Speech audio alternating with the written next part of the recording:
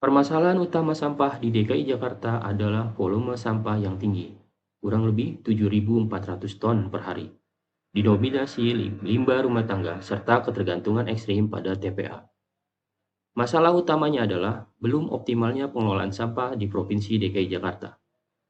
Pengelolaan sampah di DKI Jakarta masih menjadi tantangan serius akibat tingginya volume harian mencapai kurang lebih 7.400 ton per hari, yang sebagian besar berakhir menumpuk di TPA.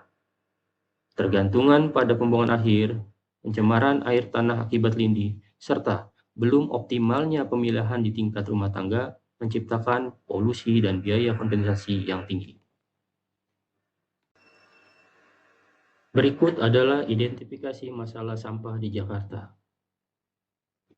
yaitu volume sampah yang sangat tinggi, dominasi sampah organik dan food waste, beban berlebih atau overload pada TPST, rendahnya kesadaran dan perilaku warga, masalah infrastruktur dan pengangkutan, pengelolaan sampah tersegmentasi atau tidak terintegrasi, dampak lingkungan dan kesehatan.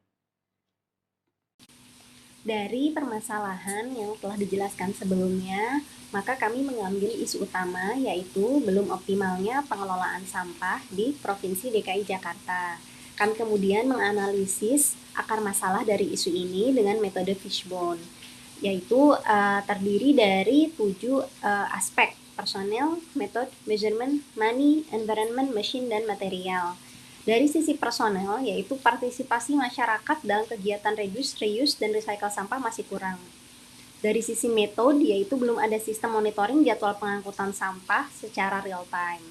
Dari sisi measurement, volume sampah masih tinggi dan kapasitas TPA-nya terbatas. Dari sisi money, anggaran infrastruktur persampahan terbatas. Dari sisi environment, tuntutan pola hidup yang lebih cepat dan ringkas dengan barang sekali pakai. Dari sisi mesin, masalahnya yaitu mesin insinerator sampah terbatas serta belum tersedianya sistem pengangkutan sampah secara efektif. Dari sisi material yaitu banyaknya sampah yang belum dipilah dan dimanfaatkan sehingga masih tercampur di TPA. Setelah kami berdiskusi, maka kami mengambil akar masalahnya yaitu belum tersedianya sistem pengangkutan sampah secara efektif.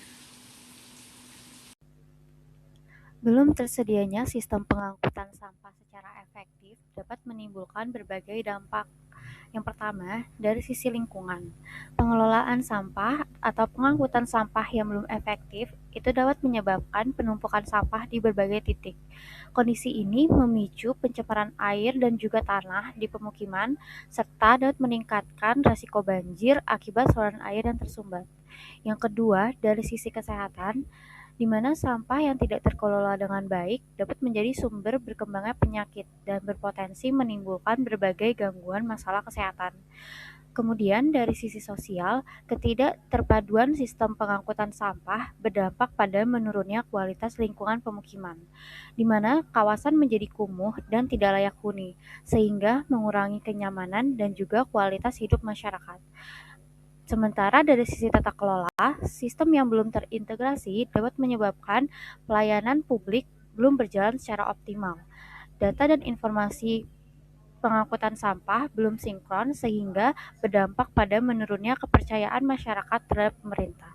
Oleh karena itu, penguatan sistem pengangkutan sampah yang terintegrasi dapat menjadi langkah penting dalam mewujudkan DKI Jakarta sebagai kota yang bersih, sehat, dan layak huni kelas dunia.